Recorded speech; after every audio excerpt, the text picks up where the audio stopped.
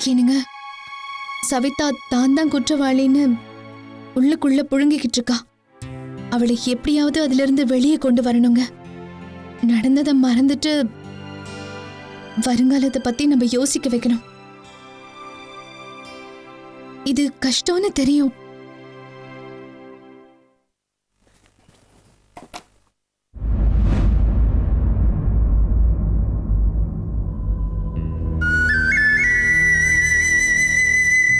சந்தியா, இந்த chalk piece இங்க எப்படி?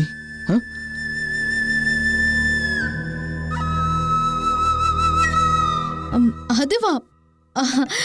பாத்தீங்களா, அந்த 2 குட்டி வாளுங்களும் அவங்க திங்ஸ் எங்க வச்சிருக்காங்க பாத்தீங்களா? சரி, அந்த சாக் பீஸை கொடுங்க. என்ன குழந்தை கொண்டு வந்திருக்குமா? சந்தியா, குழந்தைங்க 2 பேரும் எப்பல இருந்து லிப்ஸ்டிக் போட ஆரம்பிச்சாங்க? இதுல லிப்ஸ்டிக்கோட அடையாளம் இருக்கு. இது உங்களது தான். நானும் ஒரு IPS ஓட புருஷன்ல அதை கண்டுபிடிச்சிட்டேன்.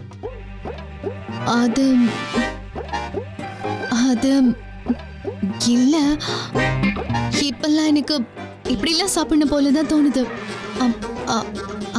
அதுதான். கொடுங்க. என்னங்க, உங்களுக்கு தெரியாத நான் பிரெக்னெண்டா இருக்கேன்.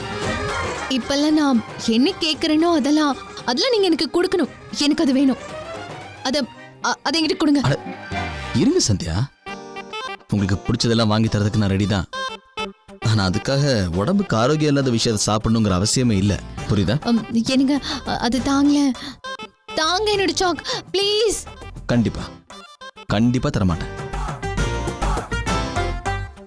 என்னங்க, உங்களுக்கு ஒண்ணு தெரியுமா? சாக்ல கால்சியம் இருக்கு.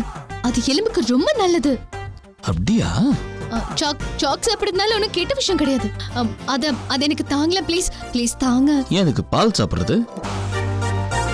அதுல இல்லாத கால்சியமா? எனக்கும் தெரியும். அட, நீங்க பால்ல குடிங்க, பால்லயே குளிங்க, பால்லயே நீச்சல் அடிங்க, யார் கேட்டா? ஆனா சாக் இல்ல. ஏனுங்க, உங்களுக்கு மீனாட்சி பண்ணது ஞாபகம் இருக்குல்ல? வீட்டுல இருக்கிற பால், தயிர் எல்லாத்தையும் அவளே குடிச்சிட்டா. எனக்கு தெரியாம இருக்குமா? எல்லாம் கேள்விப்பட்டேன். ஆனா நீங்க ஒரு விஷயத்த மறந்துட்டீங்க சந்தியா. அம்மா என்ன சொன்னாங்க?